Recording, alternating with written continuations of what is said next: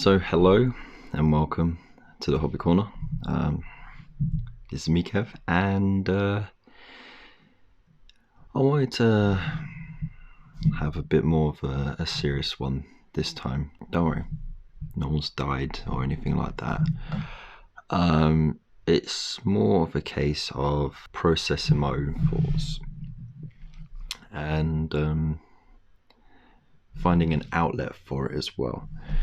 As we all know, being in lockdown does mean that we don't have those social interactions with people that we work with, or our friends and family, and as a result, it means that talking about things can be a bit difficult, especially because even though we're in a golden age of technology, doesn't stop things being hard to talk about online or through text or whatever, because it just seems so impersonal. So what I wanted to really talk about is how to sort of try and motivate yourself through what I call the YouTube blues.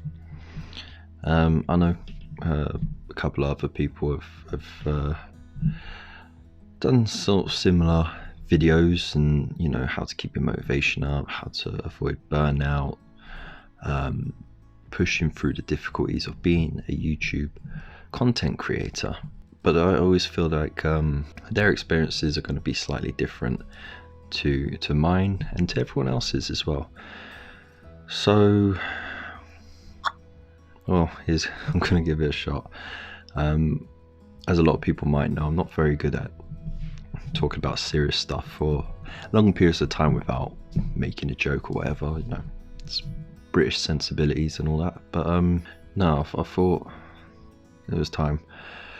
I've been doing this for over 2 years now, and it has been a slow, difficult process, a very steep learning curve. But for the most part, I've enjoyed it. I've enjoyed the challenges. I've enjoyed a lot of the content I've created as well, which is quite important as well, because if you don't enjoy the content you're creating, then you're not going to really feel it when it comes to editing it and putting it out. But then there have been times when I felt like I was forcing myself to do things. I was forcing myself to just carry on recording, editing and posting, just for the sake of it. But for the first half of last year, I was very busy. I was posting like 3, sometimes 4 videos a week, and then I just burnt myself out. I couldn't keep it up because editing takes quite some time. For people who are working full time, it can take a couple of evenings, and then recording is a whole evening in itself. So, and if you're doing big projects, well, then that's over a couple of evenings. So you could easily eat up your time.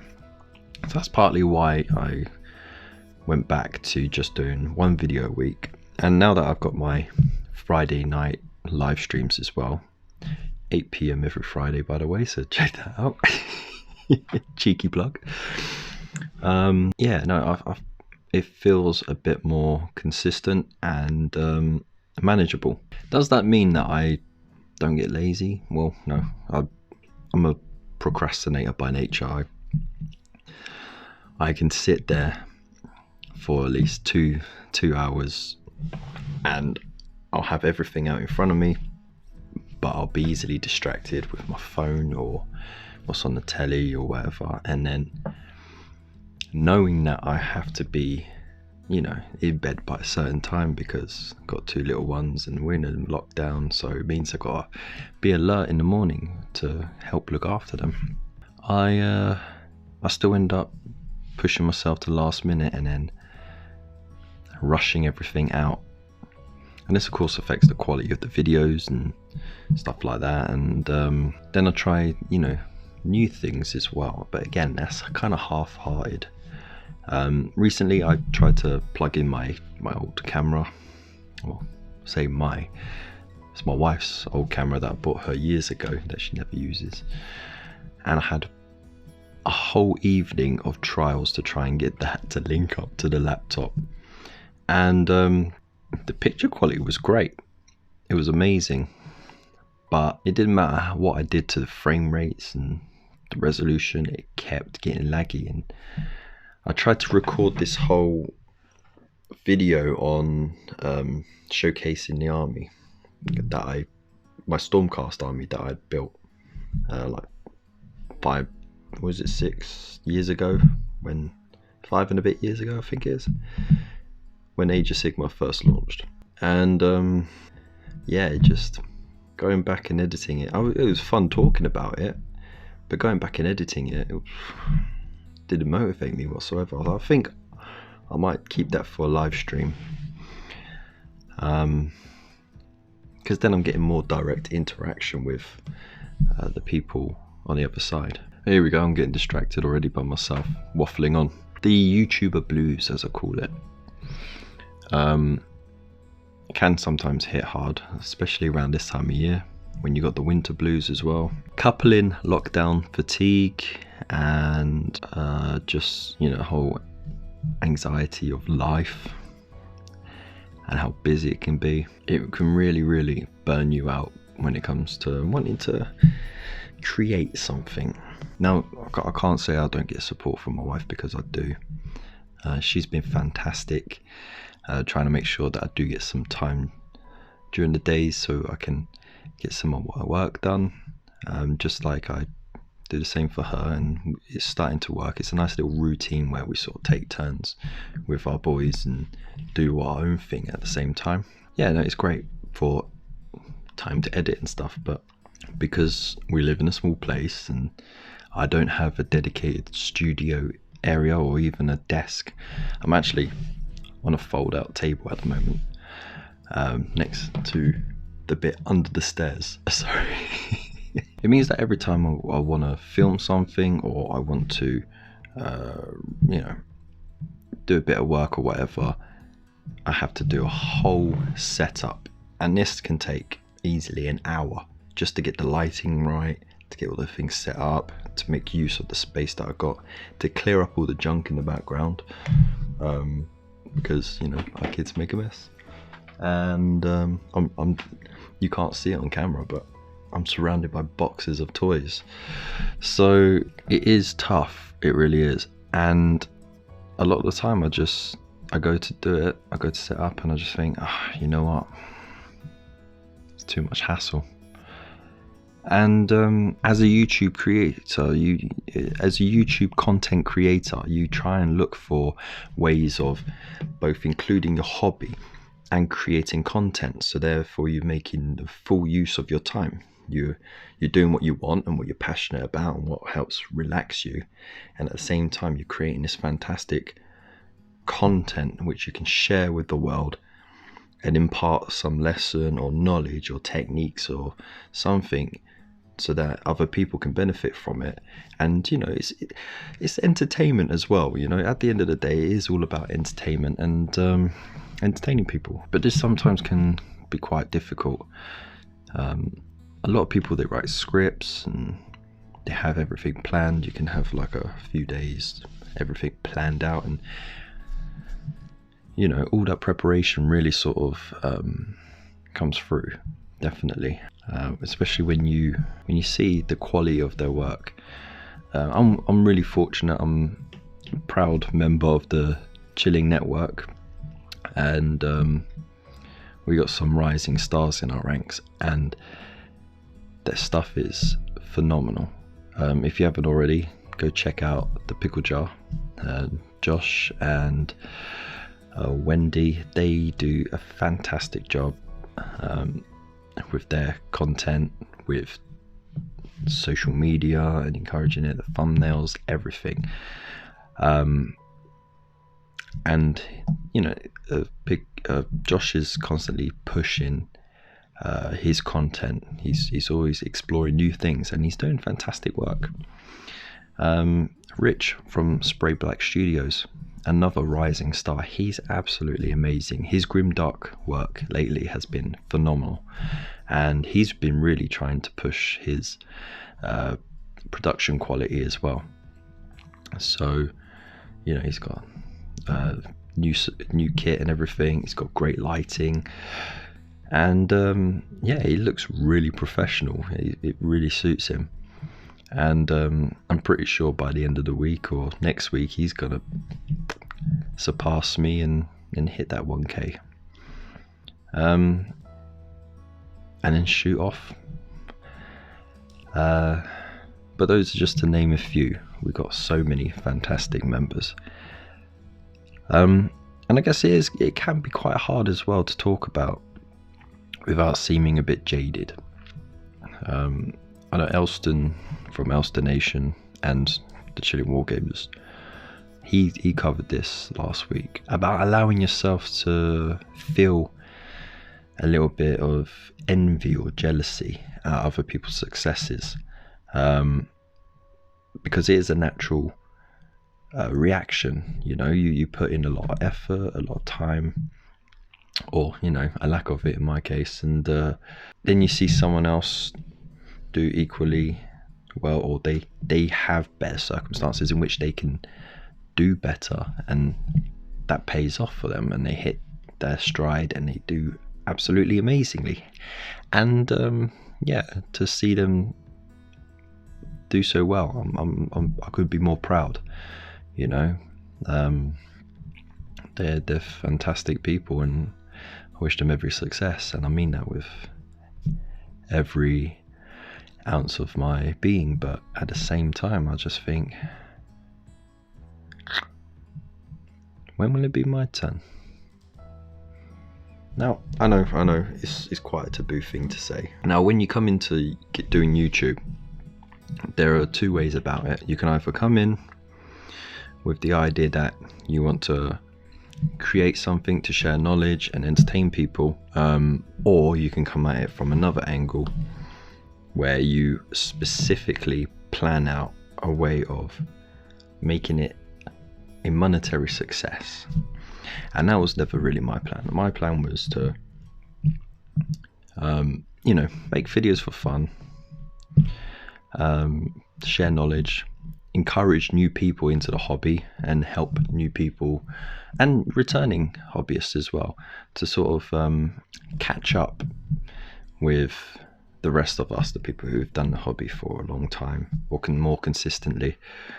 And for the most part, that's basically what I've done, and I've enjoyed it. I really have. Kind of feel like a teacher and a sponsor at the same time, and it's been quite nice. And the community that I've helped create is fantastic, and I've met so many amazing people through doing this, and I wouldn't trade that for the world. But it doesn't matter what good intentions you have when you come into it. You're always going to have that voice in the back of your head that goes, oh look, you're getting very close to that point where you could make a few quid from it. And yeah, that voice will never go away, nor will the voice of doubt either, where you keep going, you have that voice in your head that goes, hey, why is your stuff not doing that well? Why is everyone else's work doing well? Why is no one clicking on your content? Why is no one watching the full videos? And these doubts always come through, and all you can really do to combat those doubts is to just try and encourage more positivity in your community, and try and have some sort of positive support structure around you. As I said, I am a very proud member of the Chilling Network. So since the beginning of last year, I've had this really supportive network of amazing people, and we all sort of bounce off each other. We share ideas, and if we have any problems or any doubts or whatever, we try and share them, because it's a little outlet, and at the same time we try and do our best to help each other through it. And to be honest, without them, I don't think I would have carried on doing this, because I've hit a lot of motivational bumps along the way, especially in the past year. And yeah, big love to you guys. But yeah, this is just me waffling, really. I don't know what point I'm trying to make. I mean, all I want to say is you will go through some tough times when you become a YouTuber. whether you have instant success or not. Because with instant success comes all of that responsibility all at once, with very little preparation. And if you don't get the success, well, it just means you got to work harder for longer in order to achieve it. And you have to remember that the level of success that you have, it's completely subjective. Would I say that I'm successful? Well, in terms of getting monetized, no. I'm still a fair way away. I mean, we hit the 900 subscriber mark last month, which was an absolute amazing achievement, and I am really happy and lost for words really for the support that I do get, so thank you. Would I measure success on my contribution to the community? Well, if I did, then, and I do, then I can say happily that I've been very successful. There's a lot of communities and groups that I am in, and people easily recognize me. They approach me for advice, or they give me some feedback, or a lot of the time it's positive as well. What I really enjoy the most is when someone turns around and say, hey look, I watched your video and it really helped me through what I was doing, and thank you. And that kind of feedback really sort of gets me in there, because that's kind of why I did the videos in the first place. And I have to keep reminding myself, this is why I was doing it in the first place. It's because I wanted to have that positive community created, and yeah, that mission achieved. What I would like to see though is that community grow and spread, and it is, because in my time I have seen members of that community pursue their own goals and do their own things, and they are being absolutely legends as well. They're being so successful, and they are continuing that community spirit as well. They're keeping up the positivity and the encouragement, and that's what it's all about really. If you ever feel down about your content, your videos or whatever, just take a step back, talk to your inner circle, and don't be afraid of that feedback. As I said, I had this whole video planned, a nice little showcase, but I think I'm going to dump it, and that is a few hours work, and it's hard to say that, but sometimes when you approach a project, whether it's the quality or the content itself, if you're not engaged while you're editing it, chances are the viewers aren't, and that's exactly this. Oh my god. So I'm going to stick to recording on my phone for now, because that's by far the best camera that I got, and live streams are still going to be done with that webcam until I can get another one, because I don't think getting a capture card will help. The camera is quite old, it's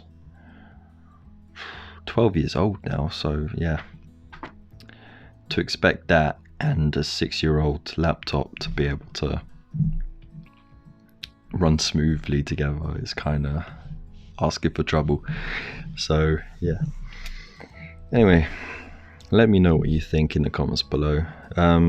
It would be interesting to see what your viewpoints are, especially my fellow content creators. And as I said, there are other people who have done videos like this recently, but I do feel like it is slightly different for everyone. The way you cope is slightly different, the way you tackle it is slightly different, and the way you communicate what's going on can be slightly different as well. Time to edit this, I guess. So there's nothing more really to say except stay beautiful, stay safe, and I'll see you in the next one. Peace. Right, time to do that live stream in front of IKEA now.